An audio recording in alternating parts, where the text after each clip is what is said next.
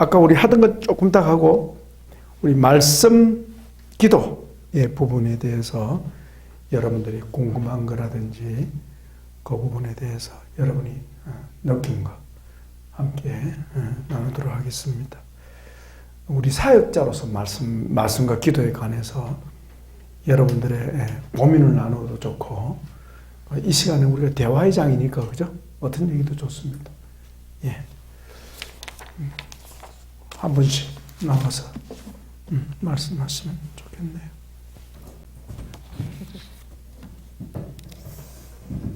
네, 어젯밤에 말씀과 기도를 통한 치유책을 딱 펴놓고 한 장 한 장 넘기면서 타이핑을 좀 쳐가면서 좀 봤는데요. 제가 이제 그걸 좀 써머리한 거 좀 볼게요. 하나님 말씀을 통한 치유에서 우리 치유신학에서 하나님의 말씀은 치유신학의 근간이며 치유 현장에서는 치유 실제를 위한 모든 치유 원리와 방법을 제공하고 있다고 나와 있습니다.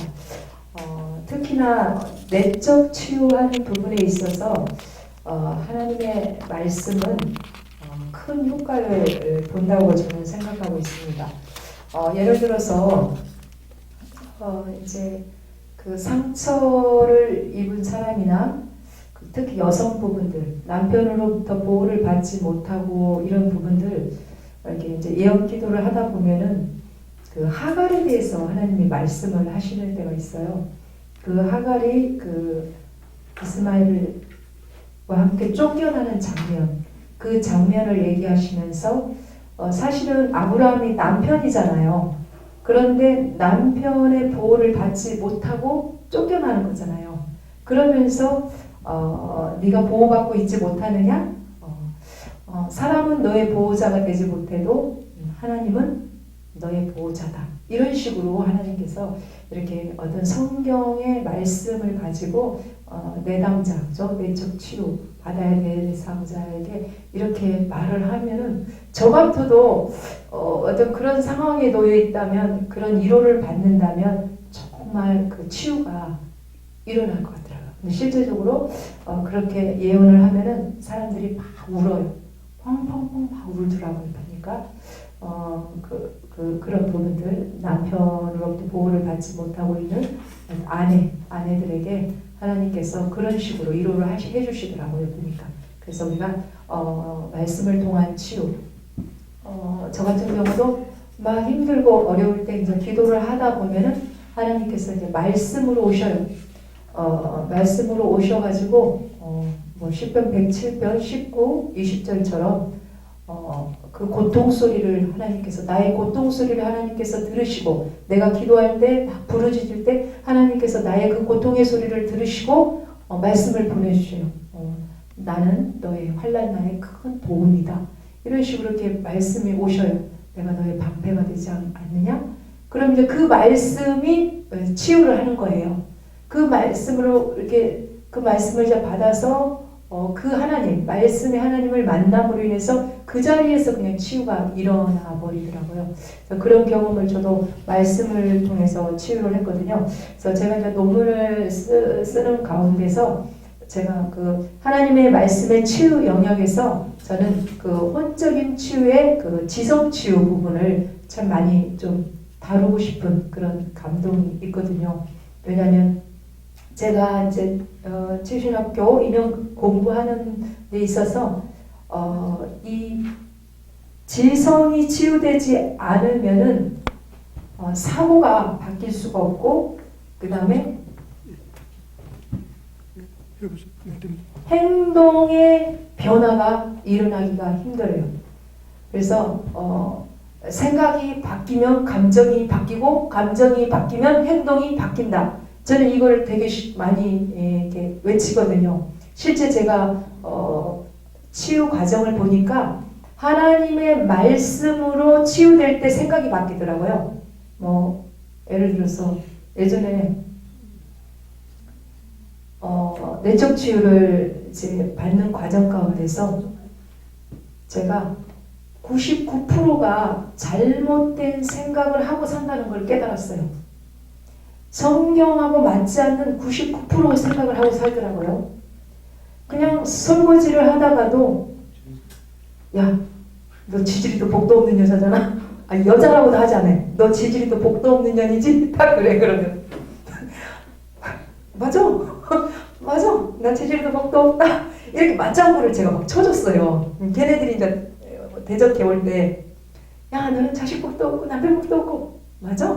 나는 그래. 이랬거든요.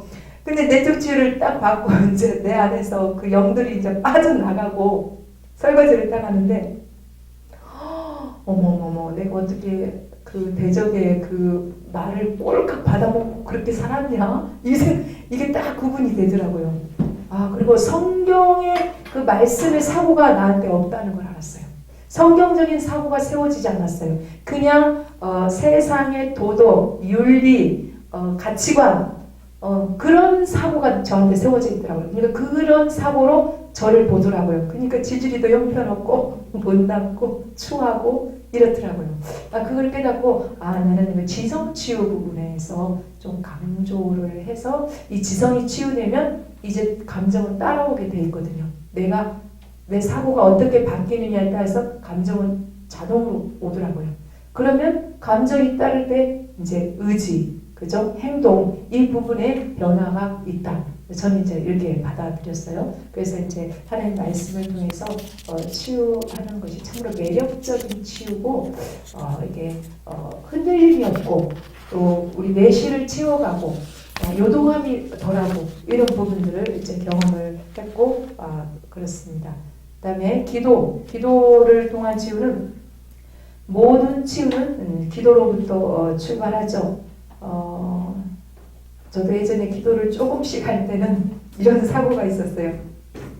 야, 기도 2-3시간씩 그냥 헛다리 짚는 것보다 10분을 해도 즉방으로 하면 돼. 이런 합리화, 그죠? 자기 자신의 합리화를 저는 참 많이 시켰어요.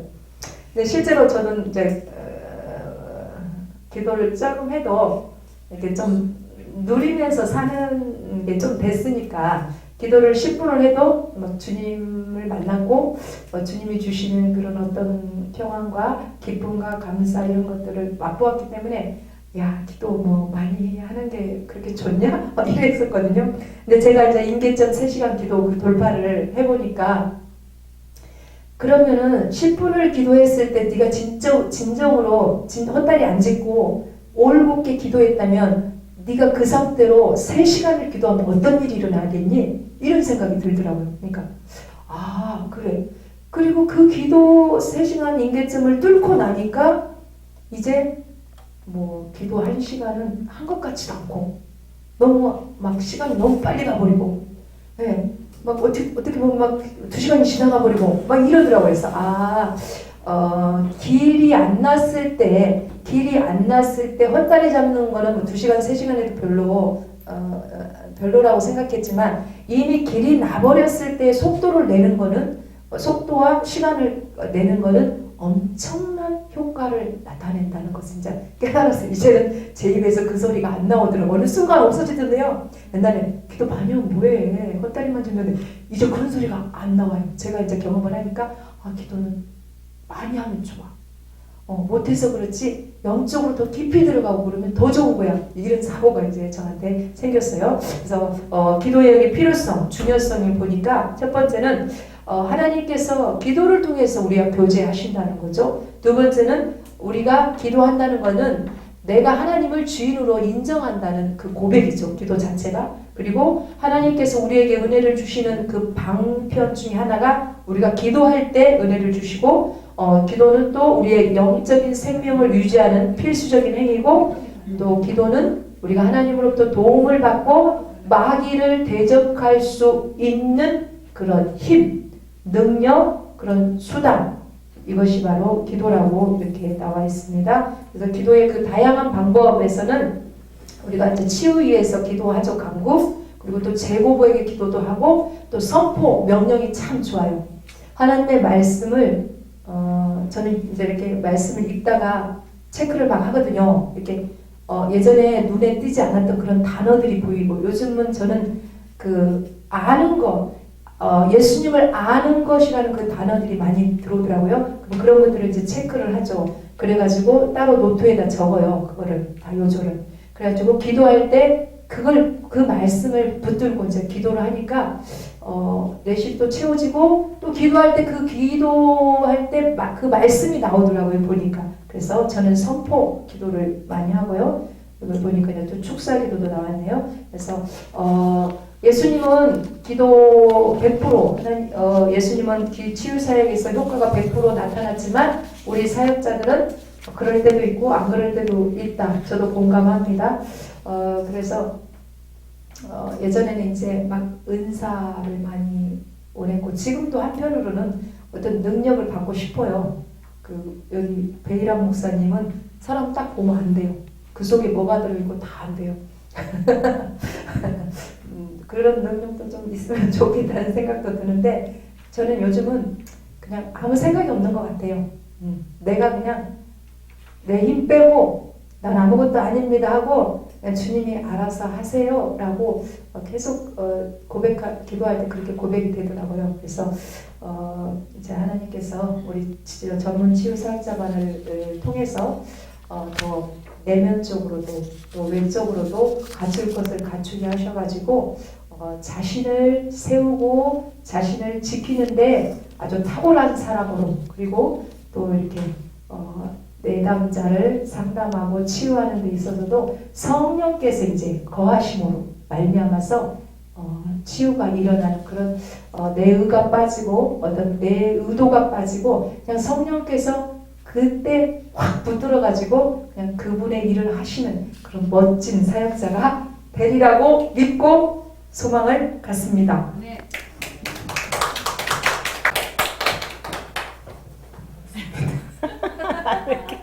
맨날 나오게 웃나 모르겠네 주야. 근데 보니까 그 김은임 사님 이제 너무 자연스러워 앞에 나와서 마이크 잡고 하고 있어요. 제가 맨날 제거 모니터링 하다가 왜 이렇게 이뻐진 것 같아가지고. 그렇지. 붙이고 된 거. 주임사도 한번 보여주세요. 이걸 한번 봐. 멋지지. 네, 요 정도야. 순간 깜짝 놀라서 안 되고. 말씀을 통한 치유, 영적 치유 사역은 말씀과 성령 사역이기 때문에 반드시 기도를 해야 된다. 아니 반드시 성경을 가지고 와라. 그래서 좀 좋았고요. 그다음에 아무튼 이런 사역 하게 되면 어떤 기도하지 않으면 안 되니까 기도는 모두 또 치유 시작이요 또 끝이라는 걸 또 알게 되었고요. 또 사역 현장에서 또 주님을 모셔드리고 또 주님 의지하지 않으면 안 되기 때문에 어떤 말씀과 기도는 반드시 함께 가고 또 그거를 저희 또 내실 안에 또 말씀을 계속 읽기만 하지 않고 또 묵상하면서 또 이렇게 해야 되지 않나 생각했습니다. 감사합니다.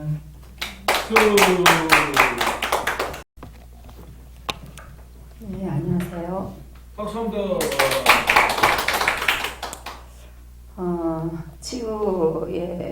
치유에서 말씀과 이제 기도에 대해서 말씀을 드리겠는데요. 치유에서 말씀이란 치유의 도구이기도 하고 또 약이기도 하다고 이렇게 이제 말씀을 들었거든요. 그래서 그 치유의 말씀에서 도구이기도 하고 약이기도 한 그 말씀이 이제 우리가 말씀을 두 가지로 볼 수가 있는데 기록된 로고스의 말씀도 있고 우리가 또 레마로 우리에게 주신 선포되는 말씀도 있습니다.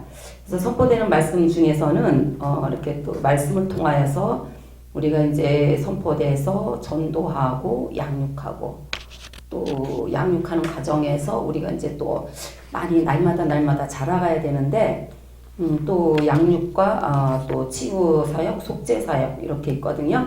근데 이제 우리가 각 교회에서는 양육까지는 잘 되죠. 양육까지는 잘 되고 우리 치유 신학에서는 이제 치유 사역에 말씀에 중점을 두고 있고 속죄 사역 이랬는데 우리 이제 계속 배웠는데 이 말씀이 우리 이제 전문 치유 사역자 가운데서는 말씀으로 이제 치유를 하자 이제 하는 걸로 원칙을 하고 있죠.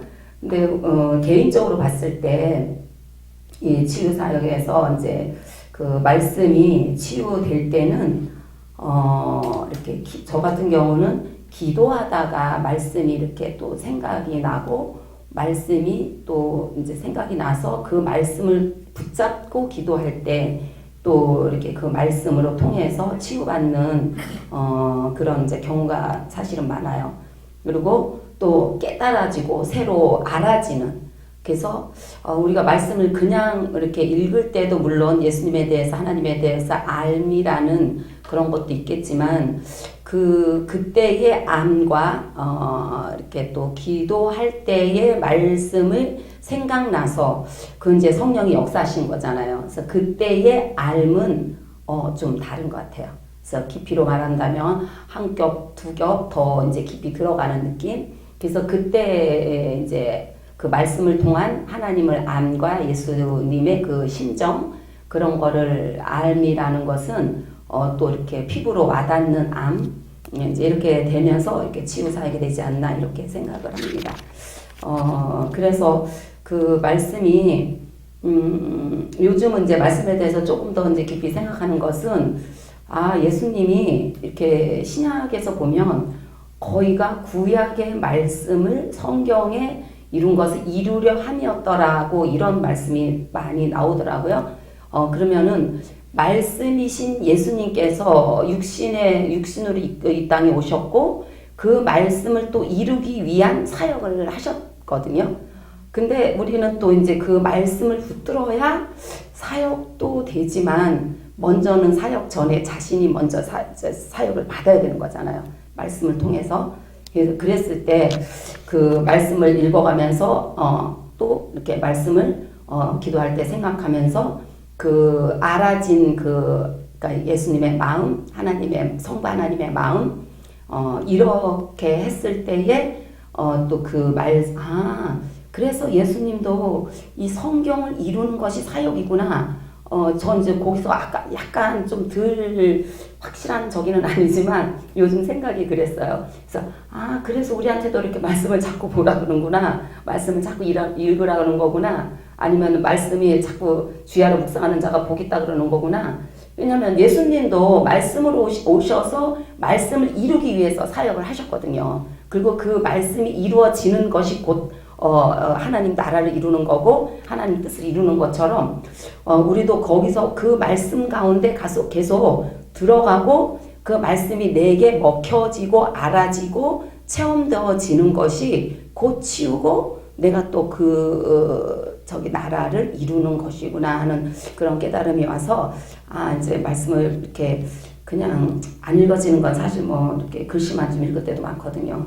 글씨만 막 읽다 보면은 겉으로만 읽을 때도 있는데 그렇게 하는 과정일지라도 그렇게 하다가 보면 하나님의 말씀이 또 먹어지는 순간이 있더라고요. 그래서 그 먹어지는 그 순간이 비록 짧다 할지라도 이렇게 먹어지는 그것이 양약이 되어진다는 것을 깨달으면서 그 양약을 먹기 위해서는 어느 구름에 비가 섞였는지 모르는 것처럼 말씀도 일단 많이 읽어야지 좋다. 예, 그래야지 그 가운데 내가 양약으로 먹을 수 있는 말씀을 내가 먹을 수 있다. 이렇게 생각이 들었습니다. 그러면 이제 그랬고요. 또 기도란 무엇인가 이제 그렇게 하려면 사실 기도가 없이는 그 말씀을 제대로 먹을 수가 없어요.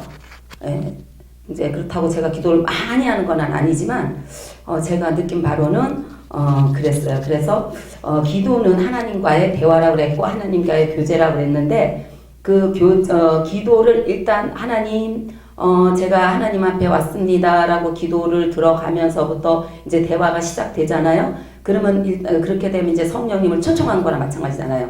그러면 이제 성령님이 함께 하신 가운데 주님과 이렇게 대화로 들어가다 보면 말씀도 생각하게 해주시고 내 오늘의 또 이제 그런 상황들도 생각나게 하면서 잘못된 거에 깨달아지고 또 이제 위로함도 받고 그러면서 하나님과의 관계가 더 깊어지는 것 같습니다. 근데 여기서 이제 우리 치유에서 기도란 우리가 이제 내담자를 만났을 때 먼저 내가 기도해야 되고 내담자도 물론 기도해야 되겠죠. 하지만 우리 사역자로서 먼저 기도해야 되고 또 이제 먼저 기도함으로써 내가 내 속을 깨끗하게 함으로써 또 이제 그 내담자를 깨끗한 마음.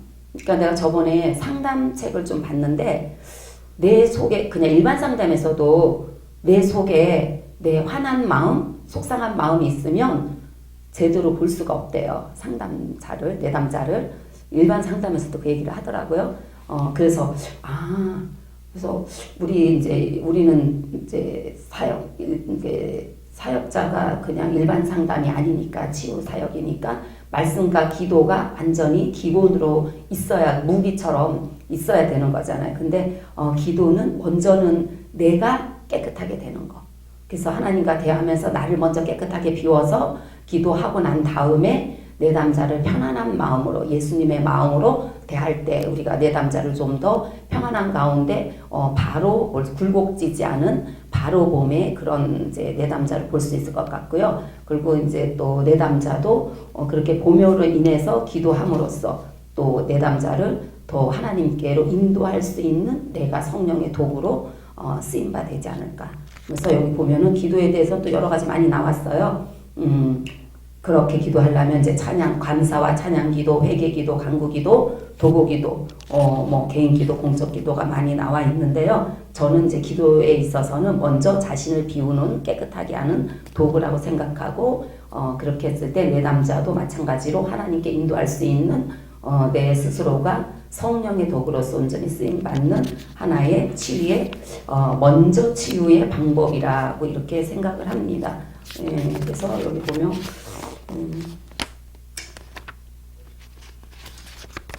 그래서 제가 이제 그러니까는 기도는 먼저 나를 낮추는 나를 깨끗하게 하는 하나의 도구이고 선포이고 또 내담자를 그렇게 편안하게 주님께로 인도할 수 있는 우리가 중매쟁이 역할을 감당해야 된다고 저는 항상 그렇게 생각을 하는데 기도와 말씀으로 우리 이제 사역자는 중매쟁이잖아요. 중매쟁이 역할을 잘 감당할 수 있을 것이라 생각이 듭니다. 감사합니다.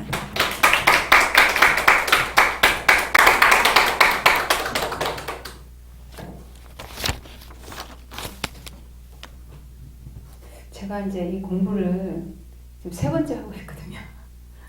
작년에 하고 또 뭐 3번째 하고 있는 것 같아요. 매번 아니에요? 4번인가요? 매번이죠. 4번이에요? 하여튼 책도 엄청 익숙하고요. 우와, 좋겠다. 아니 그렇다고 내용이 익숙한 건 아니에요. 좋겠다. 예, 감사합니다. 반복하는 것만큼 좋은 방법이 없다고 생각하고요.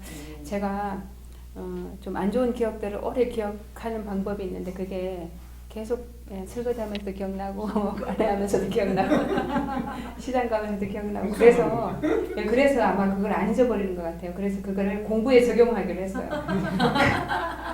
쓸데없는 생각으로 제가 이렇게 시간을 소진하고 이 마음에 그 생기를 완전히 소진시켜 버리는 것 같아가지고 이제 이 치유의 말씀으로 저를 다시 살리고 싶다는 생각을 했어요. 그래서 이 생각이 사람을 어떻게 끌고 가는지 말씀과 기도가 없이는 그냥 우리가 아무것도 아니라고 생각해요. 믿는 사람하고 안 믿는 사람하고 차이가 아무것도 안 난다고 생각해요. 오히려 안 믿으면서 긍정적인 생각을 하고 사는 사람이 훨씬 더 행복한 사람이 되는 것 같아요.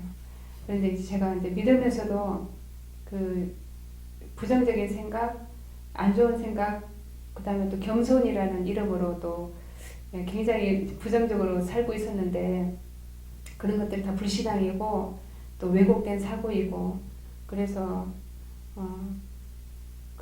그리고 제가 이제 예수님을 믿는다 그래도 사실 잘 모르고 잘 믿는 것이 아니더라고요. 성경에서 말하는 예수님을 믿지 않으면은 제가 신앙생활 한다 그럴 수가 없더라고요. 보니까 그래서 그 말씀과 기도가 얼마나 중요한지 아는 시간이었습니다. 하나님은 그리스도의 말씀을 따라 성령님을 통해서 인간을 포함한 만물을 창조하셨고 인간이 아담 안에서 육적으로 태어났으나 하나님은 그리스도의 복음의 말씀으로 우리 영혼을 거듭나게 하시고 이렇게 복음의 말씀을 듣고 주님의 자녀로 거듭난 사람들은 성령님은 하나님의 사역자로서 말씀으로 양육하고 또 우리를 치유의 말씀으로 고치신다고 되어 있는데요.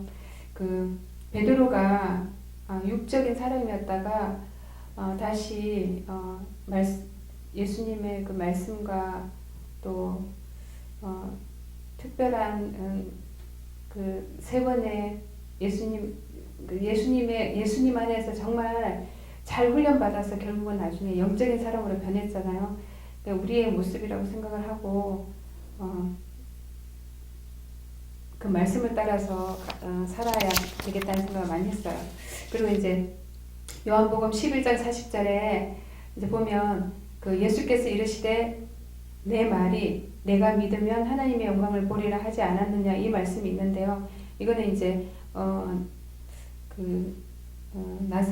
나사로가 죽고 나서 마르다가 예수님이 오셨을 때 죽어서 냄새가 난다고 그러니까 돌을 옮겨 놓으라 무덤에 돌을 옮겨 놓으라 했는데 마르다가 죽은 지 사흘이나 돼서 벌써 냄새가 난다고 했어요. 그런데 예수님의 그 말씀에 따라서 그 돌을 옮겨 놓으니까 예수님이 말씀으로 사역을 하시고 그 다음에 또 나사로가 나중에 일어나고 또 하나님이 항상 예수님의 말씀을 들어주신다는 것 그런 걸 표현하시는 걸 보면서 예수님도 말씀과 기도로 그 사역을 하셨구나 이런 생각을 하게 됐어요.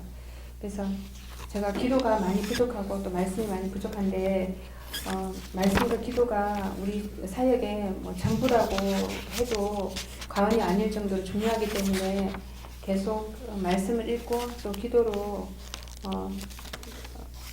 하나님의 마음을 알고 또 내담자의 마음을 알고 또 제 속에서 있는 그런 마음도 알아야 된다고 생각을 합니다. 그래서 기도의 응답은 하나님이 우리한테 주시는 주권이십니다. 주님은 아버지께서 원하시는 사역만 하셨고 또 아버지의 뜻과 100% 일치하는 삶을 사셨습니다. 사역자도 아버지께서 원하시는 때에 사역도 아버지께서 원하시는 때에 원하시는 자들을 고쳐주셨습니다. 그래서 우리도 이거 경계선인가요? 아버지께서 원하시는 사역만 하셨고 아버지 뜻과 100% 일치하는 삶을 사셨고 사역도 아버지께서 원하시는 자들만 고치셨습니다. 예, 이건 제가 제가 제 마음속에서 일어나는 마음이 다 주님이 주시는 거라고 생각하고 그렇게 움직이면 안 된다는 생각을 했습니다. 그래서 기도로 정확하게 말씀과 기도로 하나님의 하나님이 원하시는 그 마음을 알고 그 내담자를 도와주고 또 저도 저 자신도 바로 세워야 된다는 생각을 했고요. 그 다음에 사도들과 일반 사역자들의 치유 효과에서 성령과 영감이 충만한 사도들과 사역자들도 원죄 아래 영향 아래 있으므로 주님과 100% 소통은 불가능하다. 인간은 믿음으로 섬기고 고치는 역사는 주님의 몫이다. 사역자는 다만 최선만 다해본 결과는 전적으로 하나님께 맡겨야 한다. 사역자가 모든 것을 해결할 수 있는 것처럼 생각하는 것은 불신앙이다. 이 말씀 때문에 제가 이렇게 순종되는 부분들이 있는 거예요. 어제 그 친구가 오랜만에 전화가 왔어요. 저랑 친한 친구는 아닌데 그래도 이제 몇 번 보면서 이제 만난 친구인데 그 친구가 그동안 아팠대요. 중간에 많이 아팠대요. 그래서 그 조울증이 걸렸다고 하고 그 다음에 심장 투석을 한대요. 그런데 전화가 왔는데 평상시에 들었던 목소리가 아니에요. 목소리가 굉장히 힘이 있고 강력하고 뭔가 힘이 있고 그 다음에 이제 그러면 병원에 입원했다고 그러더라고요. 그래서 일주일 있다가 퇴원한대요. 그러면 내가 병문안 갈게 그랬더니 내일 오래요. 내일. 그래서 내일은 우리 수업이 있어서 안 되고 이랬더니 내가 흉내를 못 내겠어. 그러면 왜 온다 그랬냐 바쁘면서 막 그러면서 막 나를 야단치는 거예요. 그러니까 이게 소통이 안 되는 거예요. 그래서 자기가 조울증으로 정신과 병동에서 한 달 동안 입원을 했었대요. 그래서 이제 이렇게 한 1년 전에 알던 그 친구가 완전히 아닌 거죠. 그 사람이 아닌 거죠. 그 사람이 아닌 상태가 됐더라고요. 그래서 이럴 때도 주님 제가 어디까지 친구를 돕고 어디까지 이 친구에게 하나님의 이 치유 말씀을 전해야 되는지 정말 제가 기도하고 움직여야 되겠다 이런 생각이 들었어요. 일단 기도는 기본적으로 해야 되겠지만 제가 행동하고 이런 거는 하나님이 주시는 마음만큼만 움직여야지 그러지 않으면은 하나님이 기뻐하시지 않고 저를 통해서도 저도 그 사람한테 안 좋은 영향력을 미칠 수가 있겠다는 이런 생각이 들었어요. 그래서 이럴 때는 참 어렵고도 힘든 것이기도 한 것 같아요. 그래서 사역자가 모든 것을 해결할 수 있다는 것은 불신앙이라고 하시니까 일단은 하나님 주시는 마음만큼만 움직이겠습니다. 감사합니다.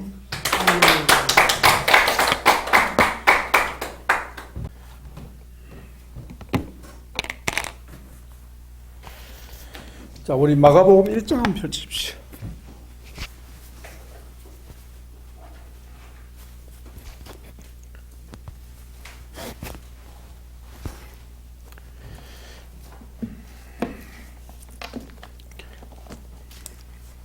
마가복음 1장.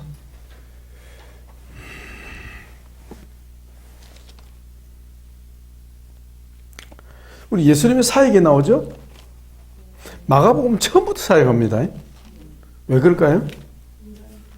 예수님은 종이니까. 종에게 무슨 족보가 있습니까? 그죠? 요한복음은 처음부터 하나님이십니다.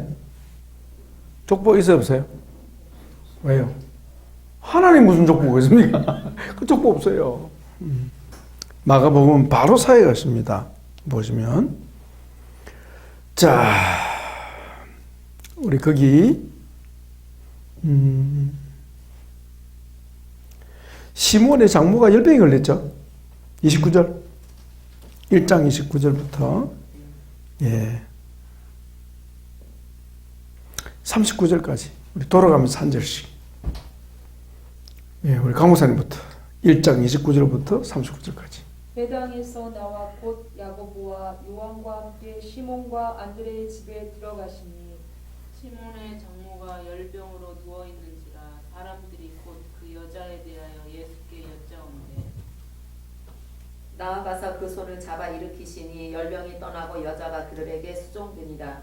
저물을 해질 때 모든 병자와 귀신 들린 자를 예수께 데려오니 온 동네가 그 문 앞에 모였더라. 예수께서 각종 병이 든 많은 사람을 고치시며 많은 귀신을 내쫓으시되 귀신이 자기를 알므로 그 말하는 것을 허락하지 아니하시니라. 새벽 아직도 밝기 전에 예수께서 일어나 나가 한적한 곳으로 가사 거기서 기도하시더니 시몬과 및 그와 함께 있는 자들이 예수의 뒤를 따라가 만나서 이르되 모든 사람이 주를 찾나이다.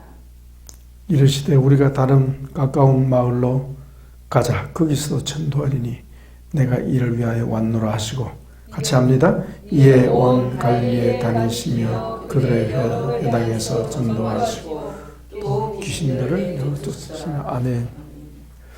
자, 여기 보면 예수님께서 지금 누구 집에 신방했습니까? 왜 시몬 베드로의 집에 신방했습니까? 장모가 열병이 걸렸습니다. 그죠? 어떻게 열병 걸리는 거 알았을까요? 네. 두 가지. 열병이 걸렸으니까 예수님 따라다니는 베드로에게 어때요? 누가 요청했을까요? 사모님이. 당연하지, 사모님이. 그것도 장모님인데, 사모님 친정 어머니인데, 그죠? 그래서 베드로 집에 장모님이 와 있었다는 걸 알 수 있죠. 그러니까 사모님이 열병이 들렸으니까 사람을 보내가지고 베드로에게 알렸겠죠. 상상이 가능하죠? 지금 큰일 났습니다. 열병이 나서 지금 위험합니다. 그러니까 베드로가 주님께 말씀드렸겠죠. 그 주님은 어떻게 했어요? 갔습니까? 안 갔습니까? 바로 갔습니다. 그죠? 예수님이 바로 안 가실 수도 있어요, 없어요? 있는 경우는 언제입니까? 바로 떠오르죠. 그러니까 예수님이 여기서 중요한 아버지의 뜻입니다. 아무리 인간적으로 가야 된다고 하더라도 아버지께서 원치 않으시면 그 대표적인 케이스가 어디요? 바로 나사로, 병든 나사로. 죽을 병이 걸렸는데 예수님께 주님 지금 큰일 났습니다. 지금 사랑하시는 자가 병들었나이다. 주님 금방 가서 안 가세요? 그럼 옆에 있는 제자들이 볼 때 이해가 돼요? 이해가 안 돼요? 이게 예수님과 우리의 차이입니다. 우리는 정에 끌립니다. 그죠? 근데 주님은요? 아버지 뜻이. 이게. 그래서 예수님은 그 짧은 33년의 삶을 살면서 100% 뜻을 이룰 수 있었습니다. 왜요? 100% 아버지 뜻과 일치하는 삶을 살았습니다. 이유가 어디 있어요? 이유가 어디 있습니까? 어디 가능합니까? 예? 예수님 속에는 뭐가 없어요? 죄가 있다는 걸 뭘 말합니까? 죄가 있다는 무슨 말이에요? 우리가 죄가 있다는 것은? 죄가 있다는 것은 하나님 뜻과 다르다. 그 다르다는 것도 있고 밀어내버려요. 하나님과 소통이 안 되는 가장 큰 이유가 죄 때문입니다. 우리 속에 죄 있는 까닭이 그렇습니다. 그리고 우리 주님은요, 항상 그 뜻 어떻게 해요? 받들기를 원하신 거죠. 그래서 예수님은 아버지의 뜻 받다는 것을 무엇으로 삼았다? 양식으로 삼았다. 수가성년을 만날 때 제자들이 주여 식사하셔야 될 텐데요. 이러니까 어때요? 내 양식은 아버지의 뜻을 받드는 것이 내 양식입니다. 주님 그렇게 말씀했죠. 그러니까 주님은 100% 아버지 뜻을 뭐였어요? 순종하셨어요. 첫째 이유는 죄가 없거든요. 아버지의 뜻을 거스리는 세력이 안에 없다? 없습니다. 전무합니다. 두 번째는요, 예수님은 비록 사람이 되었지만 예수님은 신성이 그 속에 있어 없어요? 그렇죠. 그게 우리하고 다릅니다. 그러니까 주님은 신성이 충만하신 분이에요. 그래서 말씀이 육신이 되어 우리 가운데 거하심에 우리가 그 영광을 보니 아버지의 독생자의 영광이 그 속에 충만합니다. 아버지의 독생자의 영광이요, 은혜와 진리가 충만합니다. 죄가 없고 주님이 하나님의, 그러니까 성자 하나님이시고, 여러분 성자 하나님의 본성이 바뀝니까? 안 바뀝니까? 안 바뀌죠. 그래서 우리 기독교 교리에서는 예수님의 양성을 이루셨다. 들어보셨죠? 양성. 무슨 성? 인성과 신성. 동시에 지냈다. 둘 다. 신성을 지니고 있었기 때문에 주님은 아버지하고 어때요?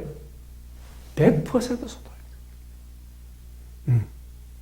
근데 우리 사람은 어때요? 우리도 있죠. 인성과 신성. 그하고는 다르지.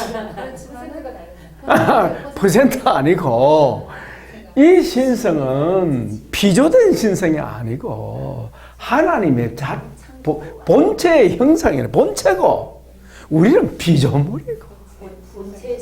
그렇지. 본체의 형상이라 그랬잖아요. 본체의 형상이고. 그 히브리서 1장 1절에 나오잖아요. 강호사님 찾아 읽어보세요. 히브리서 1장 1절에 나오잖아요.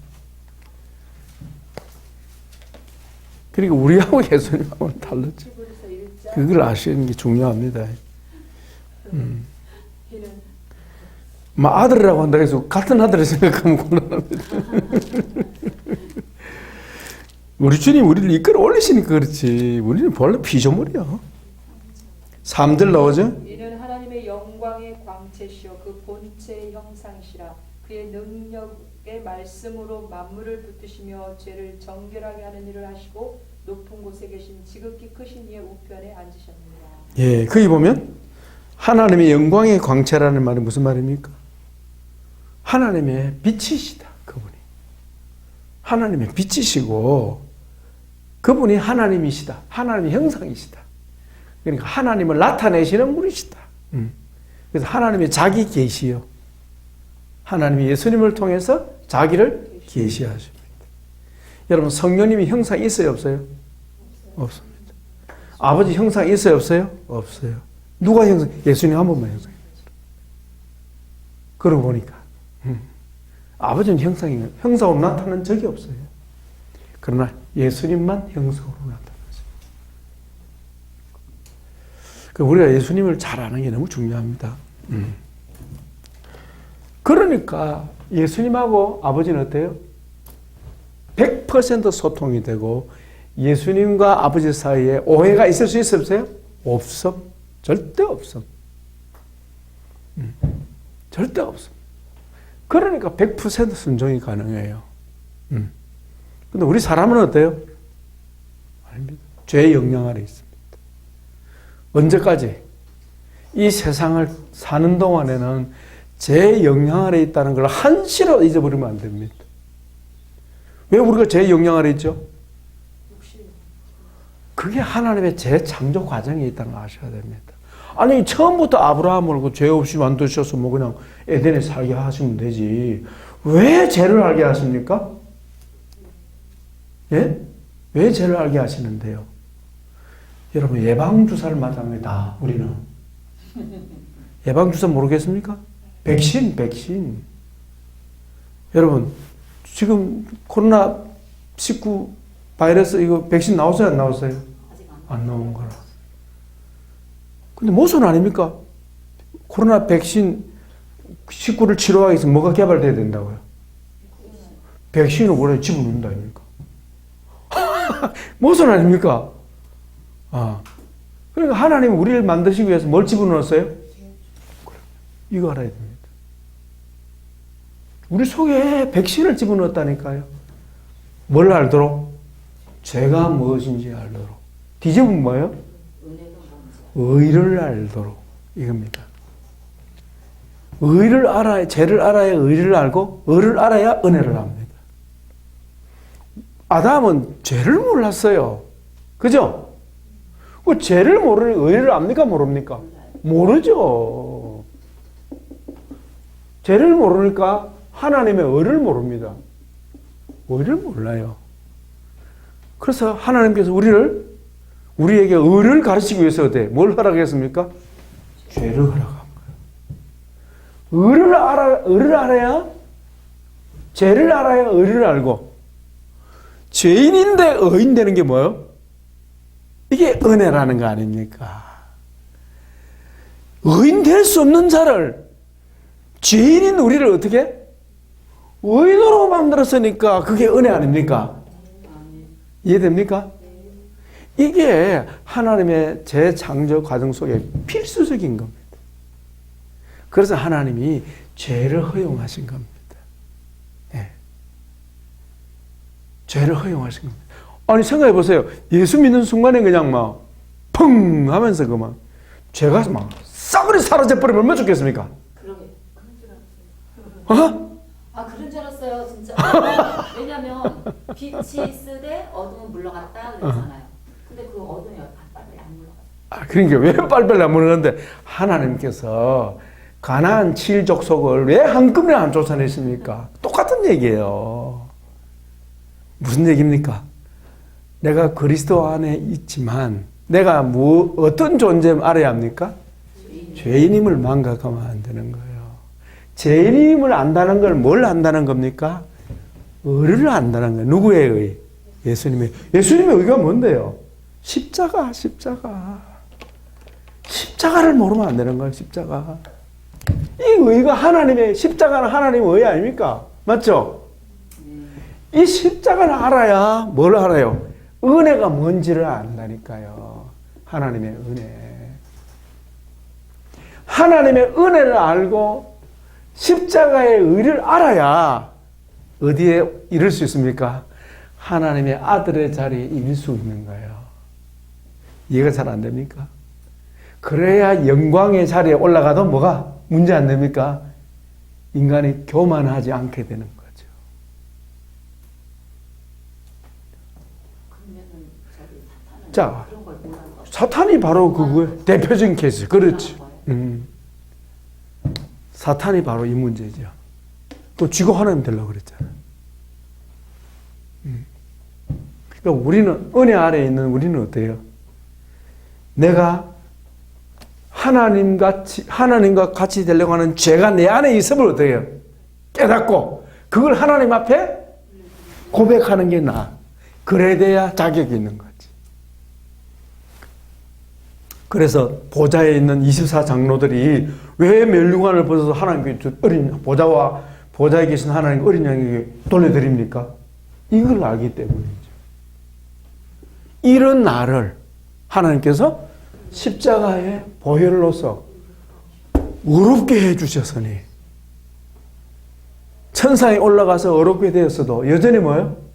그 은혜임을 죄인이 아니고 그 은혜를 잊지 않는 거죠. 피조물됨을 잊지 않는 거예요. 죄인이었다는 거를. 그렇지. 거기서 나를 이렇게 끌어올리셨다는 사실을 잊지 않아야 된다는 거죠. 그래서 죄가 더한 곳에 은혜가 더한 것이고, 성자일수록 뭘 더 깊이 깨닫습니까? 자신의 죄를 깊이 통찰하게 되는 겁니다. 자신의 전적 무능력을 깊이 통찰하게 되는 거예요. 이제 이해됩니까? 이게 우리 하나님의 영성이죠. 그 십자가의 영성이 바로 이거죠. 그런데 우리 사람은 예수님처럼 될 수 없는 이유 중에 하나, 가장 큰 이유가 이겁니다. 하나님과 소통이 100% 안 됩니다. 100% 안 됩니다. 된다 하면 그 사람은 성경을 모르는 사람입니다. 자, 여러분 성경에 보세요. 그 지난번에 우리 졸업 때 말씀 생각나죠? 노아 보십시오. 노아처럼 의로운 사람인데 노아가 홍수 통과하고 나서 어때요? 속인이 드러나 버렸다. 예, 속인이 드러나 버렸잖아요. 아브라함이 부름받은 후에 애굽에 내려가서 어때요? 사라가 누이라고 거짓말하고 그러잖아요. 또 드러나잖아요. 그러나 하나님은 자기 백성의 허물과 죄와 허물이 숨은 허물을 어떻게 한다? 드러내시는 거야. 그 드러나는 게 은혜야. 오늘 성경 보십시오. 마가복음 돌아갑니다. 자, 표면상으로 볼 때는 베드로의 장모가 열병으로 누워 있다는 소식을 듣고 사람을 보냈기 때문에 베드로 집에 신방한 것 같지만 영적으로 보면 누구의 허락이 있었던 거예요? 아버지. 아버지의 뜻이 시몬의 집에 가서 우리 예수님이 고쳐주시는 것이 뜻이었기 때문에 간 거죠. 예, 이해되죠? 예. 그러니까 시몬의 장모 집에 가서 병 고쳐주는 것이, 가서 신방하는 것이 좋은 일이니까 하나님의 뜻이 아니고 하나님의 뜻이니까 가신 거예요. 이해됩니까? 왜요? 주님은 소통하기 때문이에요. 근데 우리는 어떻게 합니까? 주여 어찌할까요? 뜻인 줄로 믿습니다 하고 가는 거예요. 그래 안 그래요? 그게 우리 사람입니다. 사람입니다. 뜻이 아니면 어떡할까요? 막으시죠. 안 그렇습니까? 자, 그 다음에. 자, 이렇게 해서 사람을 고치니까 어때요? 아니, 열병이 나와버렸으니까 이 소문이 예수님이 왔단다 해가지고 사람들은 돼요. 뭐 몰리기 시작하는 거예요. 몰려. 아이고, 나한테 소식 들었으면 안 가겠어요? 여러분, 어떻게 생각합니까? 막 온갖 사람들이 막 그냥 꼬리에 꼬리를 물고 막 돌아요. 그 주님이 계속 고쳐주세요. 그죠? 그러다가 어느 때 딱 오니까 돼요. 어느 때입니까? 아니, 그거 말고. 자, 35절 나오잖아요. 새벽 아직도 밝기 전에, 그럼 몇 시입니까? 한 5시쯤 됐겠죠. 우리 시간으로. 그죠? 그럼 무슨 말입니까? 예수님은 잠도 못 주무시고, 꼬박! 계속 환자들을 좀 치료하고 계시는 거예요. 왜? 막 사람들이 밀려오니까. 그런데, 박정숙이라는 성도가 딱 왔는데, 주님이 발떡 일어나는 거야. 그 다음 자기 차례야. 근데 발떡 일어나는 거야. 그 다음 일어나는 거야. 그 제자들이, 왜 이러시는데? 이러는데, 제일 황당한 사람 누구야? 박정숙 전사님이야. 가버리는 거야. 왜 가는 겁니까? 아버지께서. 이게 우리하고 달라요. 아버지께서 스탠드업. 뭐 하려고? 교제하기 위해서. 교제하기 위해서 한적한 곳에 갔잖아요? 가시더니 예수님이 금방 옵니까? 안 옵니까? 안 와요. 안 오니까 누가 지금 가만히 있습니까? 박정숙. 아니, 선생님. 아니, 예수님 가시더니 왜 안 오시는데요? 글쎄요. 아니, 빨리 좀 가보세요. 참, 사람 차별하네. 다른 사람은 고쳐주더니 말이야. 내 앞에 와서 그냥 일어서서, 좀 시험 들어. 이런 마음이 든단 말이야. 근데 주님, 제자들이 갔더니, 제자들이 가서 어떻게 했어요? 보세요. 36절, 37절. 전사님 읽어주세요. 시몬과 및 그와 함께 있는 자들이 예수의 뒤를 따라가 만나서 이르되 모든 사람이 주를 찾나이다. 그 말은 무슨 말입니까? 빨리 갑시다. 사람들이 뭐 하고 있어요, 지금? 잠도 안 자고 지금 기다리고 있어요. 가자는 거예요. 당연한 거 아닙니까? 그 주님 어떻게 하셨어요? 김원희 집사님 읽어주세요. 38, 39절. 이르시되 우리가 다른 가까운 마을들로 가자. 거기서도 전도하리니 내가 이를 위하여 왔노라 하시고 이에 온 갈릴리에 다니시며 그들의 여러 회당에서 전도하시고 또 귀신들을 내쫓으시더라. 아멘. 아니, 그럼 다른 마을로 가면 어떻게 되는데? 박정숙이 일어나서 어떻게 되는데? 다른 마을로 또 쫓아가야지. 그럼 낫습니다. 그래서 반드시 낫습니다. 나 열받아. 그 예수라는 양반에 시험 들어버렸어. 정말, 재수없어. 이러면 이제 안 되는 거예요. 부흥회 때 보면 누구는 치료받는데 누구는 못 받는 사람이 있어요. 진짜. 부흥회 때. 자, 예수님이 왜, 기다리고 있다는 걸 알았어요, 몰랐어요? 많은 사람들이 예수님을 욕할 걸 알았어요, 몰랐어요? 근데 어떻게 했어요? 보세요. 이게 바로 예수님의 삶입니다. 우선순위를 선택하신 사람. 사람이 아무리 칭찬해도 아버지 뜻이 아니면 안 하는 거. 아무리 사람들이 원해도 아버지께서 원하지 않으셨으면 안 하십니다. 아무리 사람들이 주님을 향하여 돌던 욕을 해도 아버지 뜻이 아니면 응하지 않는다. 이게 주님의 삶이었죠. 누구에게 맞추는 거예요? 아버지 뜻에 초점을 맞추는 거예요. 아버지의 뜻을. 근데 우리는요, 이것이 가능합니까? 불가능합니까? 불가능합니다. 솔직히 불가능합니다. 아버지께 물을 필요는 있겠죠. 근데 응답이라는 것에 자의적인 해석이 너무 많아요. 그래요, 안 그래요? 그걸 인정해라 말이에요. 그걸 우리 인정해야 돼요. 예수님은 오류가 없지만 우리는 오류가 있습니다. 그래서 우리는 항상 하나님 앞에서 겸비해야 하는 거예요. 저는 아까 우리 강 목사님 거명해서 미안합니다만 배인환 목사님 그런 자세는 우리 하나님 영성은 안 맞아요. 안 맞아. 근데 그게 본다는 게 뭡니까? 아니거든. 그러니까 자기 모순에 빠져요. 어느 한시적으로는 그게 계속 되지 않나요? 자, 그게 보여준다고 했을 때 첫째는 마음에서 나오는 게 많고요.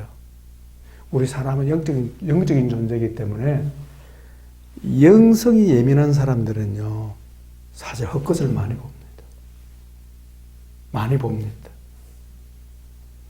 하나님께로 오는 것도 잘 포착을 하지만 자기 마음에서 나오는 것, 자기 영으로 보는 것을 마치 하나님 보여주신 것으로 착각할 수 있는 거예요. 그 분별해야 됩니다.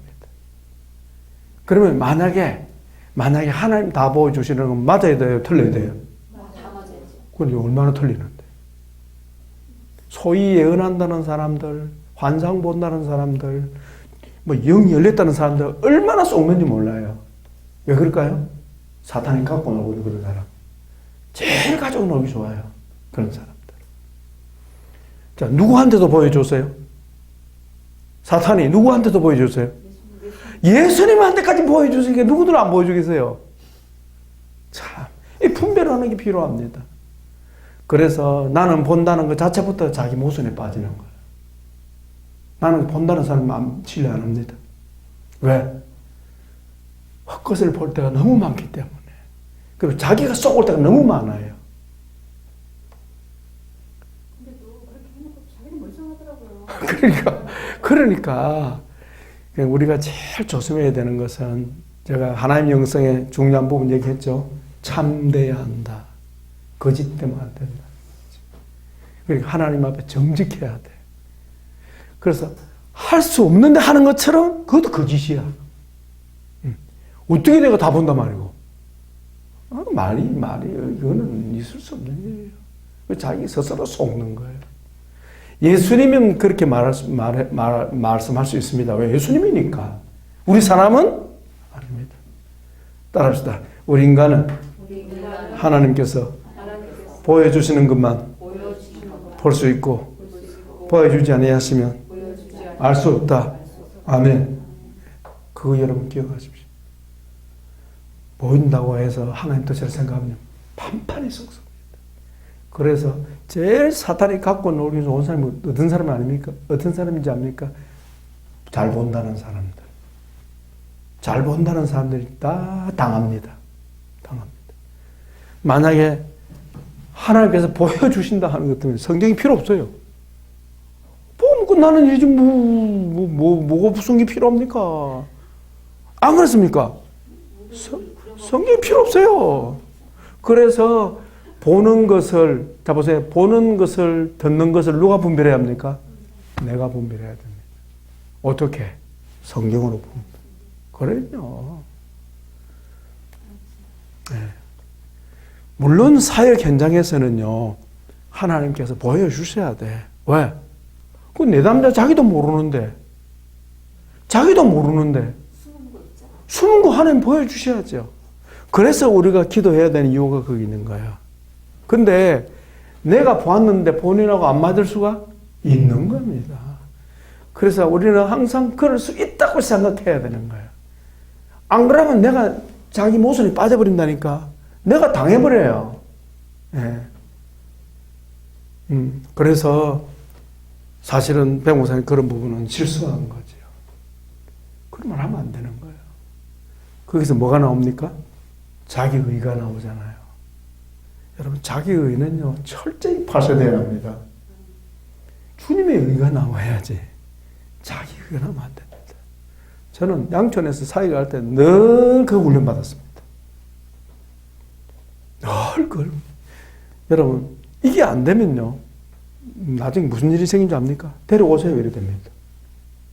데려오세요. 내가 고쳐주겠어요. 이래 나옵니다. 이래 되면 뭐가 돼요? 벌써 맛이 간 거예요. 벌써 오만이 배 밖에 나온 거예요. 여러분, 그런 사역자는 우리에게 필요 없습니다. 우리 하나님의 영성을 망치는 사람이에요. 결국은 자기를 나타내는 사람이에요. 여러분, 자기를 나타내면 하나 될 수 있어요? 없어요? 그런 공동체 하나 못 돼요. 그런 사람 자기 혼자 독불장군이에요. 자기 혼자 다 해야 돼. 그런 사람 누가 좋아합니까? 그래서 우리는 N분의 1입니다. 흔히 마십시오. 그 누구도 우리 가운데 주님 노릇하면 곤란합니다. 우리는 종일 뿐이지.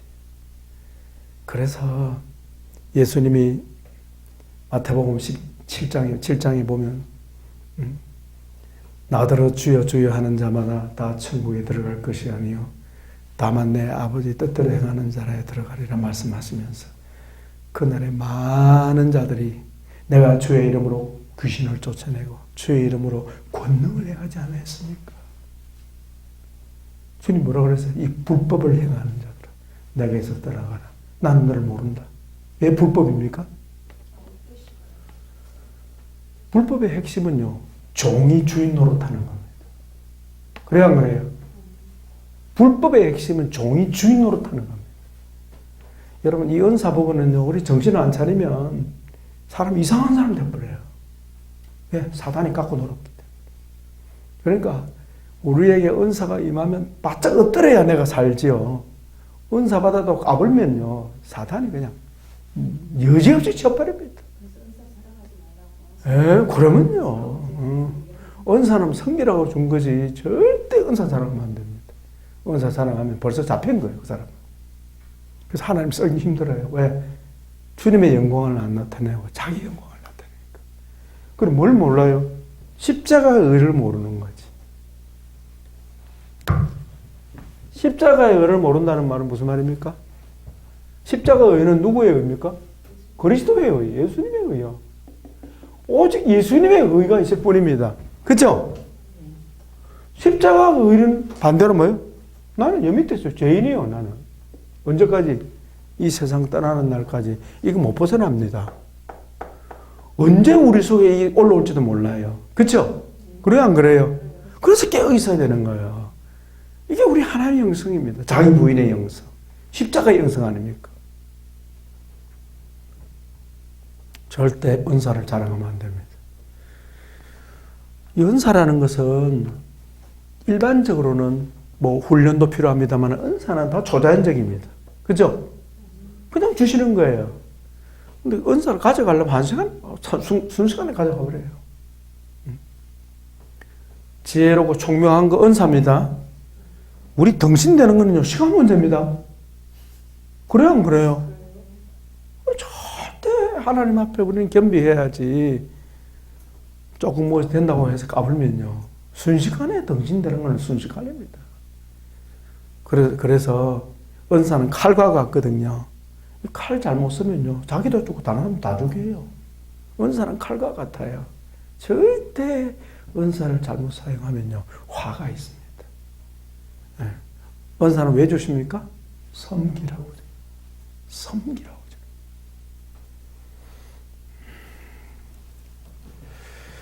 그래요. 그래서 우리가 주님께 영광을 돌려야지, 내가 치유한다 말하는 사람, 이미 그 사람 막 간 사람이에요.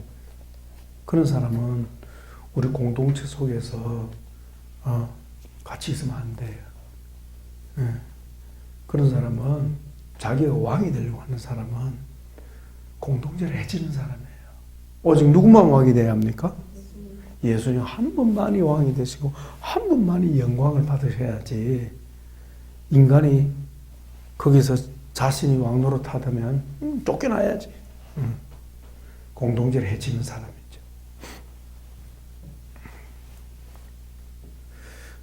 그래서 이제 우리 기도 사역 같은 경우에 저 양촌에서 많은 경험을 했죠. 사역자들이 조금 되면요, 그냥 교만이 밖에 나와. 여러분, 그게 사람 아닙니까? 나와요.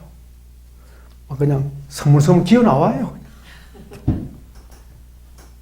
조금 되면 막 사람들 몰리잖아요. 교만이 배 밖에 나와. 그냥 데려와! 참, 지금 생각하면 기가 차죠. 참.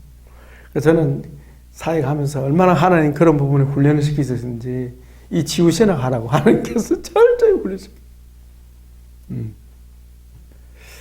그래서 우리가 왜 기도합니까? 주님 앞에 자기 부인입니다. 자기 부인. 주님, 나는 할 수 없습니다. 누가 하셔야 합니까? 주님이 하셔야 합니다. 그래야 주님이 나타납니다.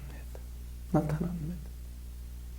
그럼 우리 바뀐 사람이 은사가 막 엄청나고 사람들이 온다 할 때 어떻게 해요? 오시오, 내가 하리라. 이래 되면 이제 그때부터 이제 냄새 나는 거예요, 이제. 그럴 때는 어떻게 해요? 기도해 봐야지. 주님, 내 기도해 보겠습니다. 제가 기도하고 연락드리겠습니다. 주님, 아무개가 이렇게 저한테 요청을 왔는데 제가 어떻게 해야 합니까? 주님 가르쳐 달라고. 또 어떤 사람이 우리가 내담자 같은 경우는 우리 예약을 하잖아요. 우리는 예약제로 할 거거든요. 그러면 한 주 전에, 최소한 한 주 전에 그 사람의 정보를 받아가지고 이제 담당 사역자가 그걸 가지고 있단 말입니다. 그걸 가지고 계속 기도할 거 아닙니까? 주여, 이 사람의 문제가 무엇입니까? 이 사람의 어떤 부분이 문제인데 이 사람 어떻게 제가 도와야 되겠습니까?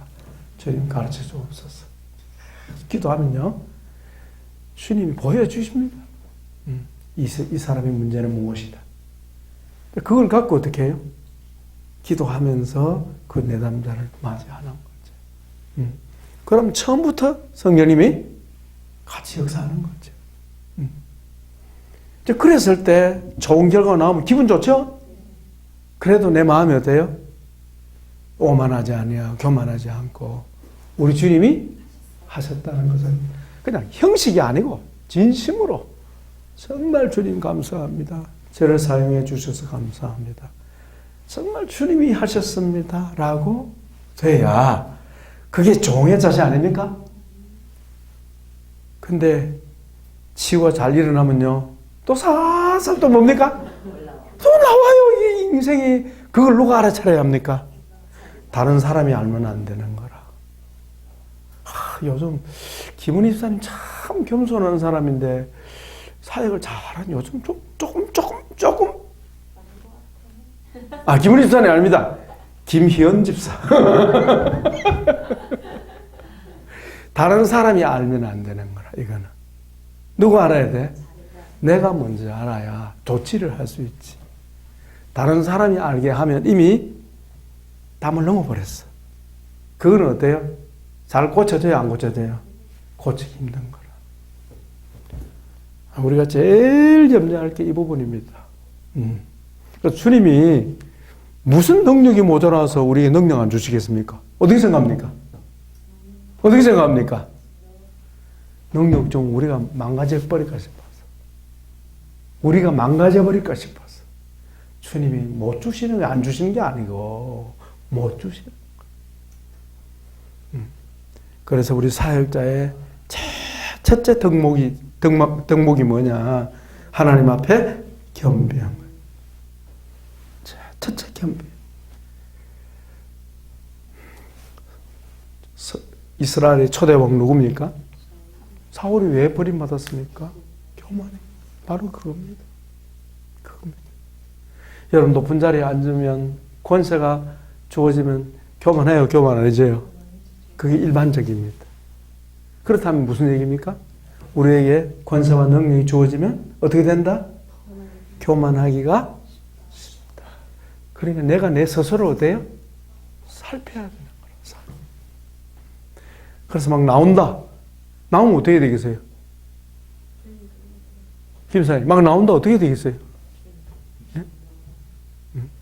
자꾸만 우리 추임사 작아 보인다. 전에는 너무 크게 보이더니 자꾸 작아진다. 내가 뭐 나면 자꾸 커진다. 어떻게 할 때? 내가 알아차려야 되는 거예요. 알아차려야 돼. 내가 상대방이 알아차려지게 내가 먼저 알아차려야 돼. 그래야 뭐 할 수 있어요? 방비할 수 있는 거지. 예. 그래서 주님 앞에 고백해야 돼요. 주여, 주님이 저와 함께 하셔서 많은 역사를 나타내신 것은 감사한데 제 속에 숨어있는 교만이 자꾸 나옵니다. 이거 어떻게 해야 됩니까? 이거 좀 처리 좀 해주십시오. 예? 하면서 하나님 앞에 죄를 자백하고 하나님 앞에 무릎 꿇고 용서를 구해야 돼. 저를 놓지 말아달라고. 그죠? 우리를 놓아버리면 아무것도 아니잖아요. 놓지 말아달라고. 그렇게 해야 그 사역이 참 덕스럽고 아름답게 오래 가는데 저는 양촌에서요 많은 사역자들을 봤어요. 봤는데 그냥 10중 8구는 다 그냥 뒤집어진다 생각하면 돼요. 10중 8구는 다 드러난다. 드러난다 말은 다른 사람이 보인다. 예. 그래서 이런 부분을 우리가 잘 다져야 합니다. 다져야 합니다. 이제 기도 사역 가운데 그게 은사 사역 아닙니까? 그죠? 기도 사역은 은사 사역입니다. 그죠?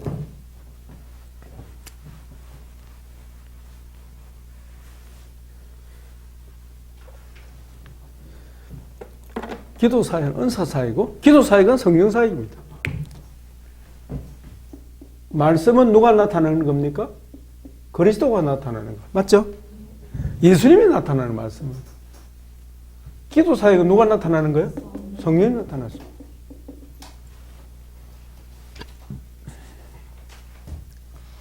말씀 사역자도 어떻게 해야 됩니까? 겸손해야 됩니다. 예? 말씀 사역자도 정말 겸손해요.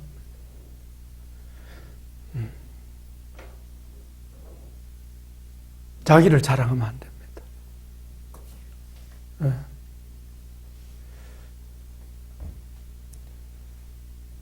정말 자기를 자랑하기 쉽습니다. 예. 아닙니다. 제가 치유신학 책 쓰면서 늘 느끼는 게 이 치유신학 책 쓰는 집필하는 건 고도 영적인 일이거든요. 이거 성령님이 안 해주시면 못하는 거거든요. 근데 제가 한 번은 경험했습니다. 몸살이 나고 몸이 아픈데요. 완전히 내 머리가 멍청해지는 거 있죠. 멍청해져. 그러니까 그게 평소에 하던 치유신학에 대한 개념들이 막 저 멀리 있는 거야. 나하고는 전혀 안 닿는 거라. 그래서 다 깨달아서 그렇구나. 내가 치유신학 책 쓰는 이게 정말 주님의 은혜고 성령님이 붙들어 주시는 것이지 이게 내 실력이거나 내 능력이 아니라는 걸 깨달으시더라고요. 맞다. 주님이 나를 붙들어 쓰시기 때문에 이게 가능한 것이지 내 연구나 내 머리에서 나온 게 아니라 하는 걸 깨달으면서 그렇게 은사거든요. 이 은사입니다. 성령이 바로 비춰주시는 게 은사예요. 연구는 뭡니까? 머리 박토고 연구해야지. 예. 이 치유신학은 머리 싸매다고 나오는 게 아닙니다. 이거는 은사거든요. 마찬가지 기도에서 역사가 나타나는 건 뭐예요? 은사지. 성령의 은사예요. 말씀도 성령의 은사예요. 그러니까 은사 사역할 때 우리 다 은사가 나타날 줄 믿습니다. 우리는 항상 겸비해야 되는 거죠. 예? 겸비해. 절대 나를 나타내면요. 차라리 안 하는 게 더 나아. 안 하는 게. 그럴 위험에 항상 사역자는 노출되어 있습니다. 노출되어 있습니다. 그래서 정말 하나님 앞에 겸비한 사역자는요. 가면 갈수록 돼요. 인격이 아름답게 바뀝니다. 아름답게. 근데 이게 잘못된 사역자들은 가면 갈수록 돼요. 이상해집니다. 모양새가 이상합니다. 네, 위험한 거죠. 위험한 거죠. 그걸 염두에 꼭 좀 뒀으면 좋겠다 싶어서 제가 힘주어서 여러분에게 말씀드립니다. 꼭 기억하십시오. 절대 여러분 철저히 자기 부인이 우리에게 필요합니다. 필요합니다.